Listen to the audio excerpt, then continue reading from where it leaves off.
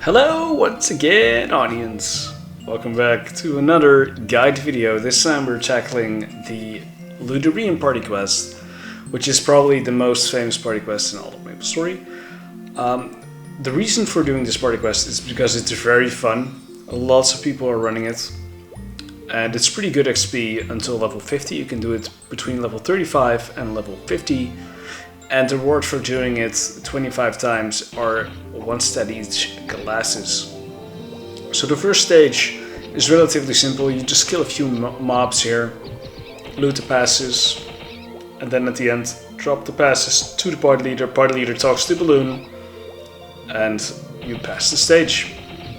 Very easy stage. And nowadays you can actually down jump to reach all the mobs. In the past you could not do that. In the past you had to use teleport or haste to reach the platforms. You no longer need to do that. So once you've collected all the passes, you just drop them to the party leader. Party leader collects them all and talks to the balloon. Talking to the Sergeant Anderson will actually kick you out of the party quest, so you don't want to do that. In here, usually 1 or 2 people go inside this next stage first. And the second box from the top, so not this one you see right here, but the one on the platform to the right that's already gone, that one actually teleports you to a different map where you would have to walk up and collect some passes as well. The second stage is pretty much just hit the boxes and collect passes, and then you just drop the passes again for the party leader, where the party leader will then again talk to the balloon and allow you to go to the next stage. This next stage, again, very easy, same like the first stage, but you can also spawn more mobs in by hitting the boxes, and the boxes will spawn 3 new little octo links, and basically you kill them all, you get the passes, and collect them and drop them to the party leader at the end. Then it's time for the next stage, and for the next thing you want to be quick, because there are a few portals here, 3 at the top and 2 at the bottom, and basically the 3 top portals are filled with mage enemies and the bottom 2 portals are filled with physical enemies. And basically what that means is that the bottom enemies have lower physical defense and the top enemies have higher physical defense but lower magical defense. So usually you would see mages go to the top 3 portals and other attackers would go to the bottom portals. And these little guys are very annoying because they close their eyes and they become intangible. So you want to be dealing enough knockback to them to actually defeat them.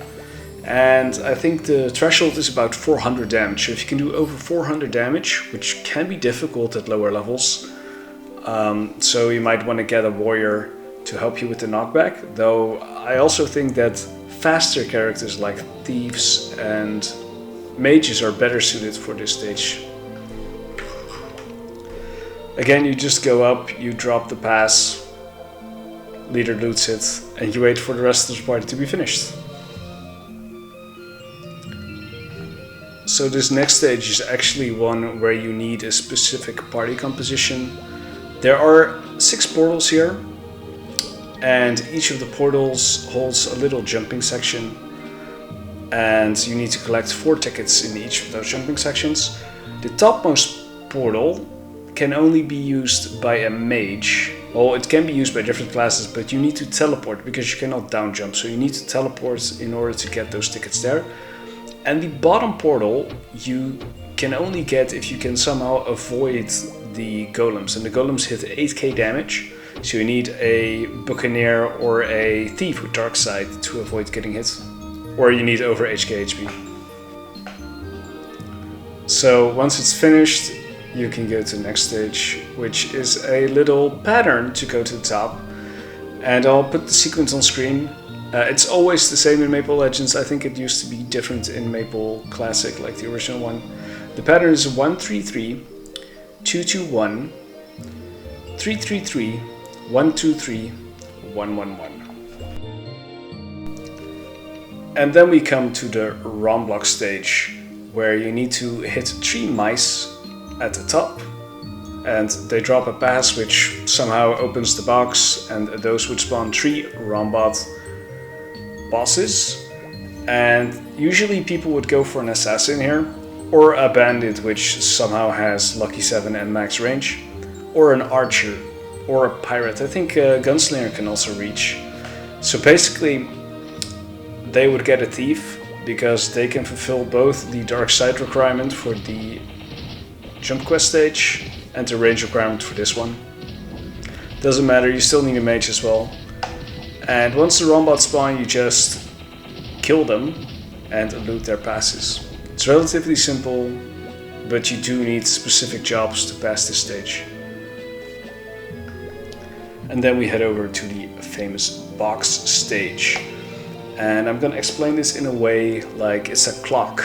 And the sequence for this clock is 1, 3, 6, 7, 4, 8, 2, 5, 9. And the person on box number 4 is going to be our second hand, and Sweet Cut on number 7 is going to be our minute hand. Every time Tordy is moving forward in the sequence, once he hits 9, which is the end of the sequence, like 60 for a clock, Sweet Cut goes up to the next number in the chain, and Tordy goes again forward until box number 9. We keep doing it over and over again until we reach the last sequence.